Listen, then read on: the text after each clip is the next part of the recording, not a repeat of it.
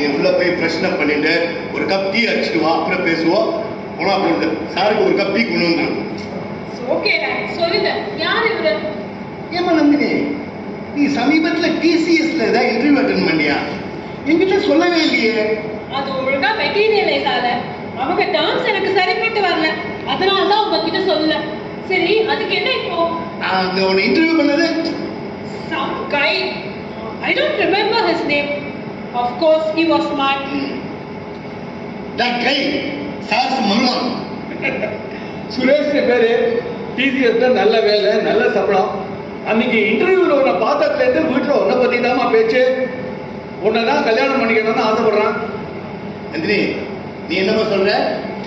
Not a bad proposal. கல்யாண பேச்சு ஆரம்பிச்சா ஏதோ தயங்கி வெக்கப்படுவான்னு பார்த்தா இப்படி பழையன்னு பேசுறா. வெக்கப்படுறதா? இப்பெல்லாம் கல்யாண மேடையிலேயே மாப்பிள்ள தான் வெக்கப்படுற. Well, அவன் எனக்கு சரிப்பட்டு வருவானான்னு நான் பார்க்கணும். எவா? சுரேஷ், அவனோட ப்ரொஃபைல எனக்கு அனுப்ப சொல்லுங்க. சரிப்பட்டு வந்தா I may consider the proposal. இது என்ன பிசினஸ் ப்ரொபோசலா? இவங்களுக்குலாம் வாழ்க்கையே ஒரு பிசினஸ் தான். By the way, சுரேஷ்க்கு அம்மா, அப்பா, பிரதர்ஸ், சிஸ்டர்ஸ்னு யாராச்சும் இருக்காங்களா? ஏன் கேக்குற? ஏன்னா என்னை பொறுத்த வரைக்கும் எனக்கு வரப்போற ஹஸ்பண்ட் சைட்ல I don't want any of the in-laws. வாழ்க்கையில லா அண்ட் ஆர்டரே இருக்கக்கூடாதுன்னு சொல்ற, அப்படிதானே? சொல்லுங்க, சுரேஷ்க்கு யாராச்சும் இருக்காங்களா?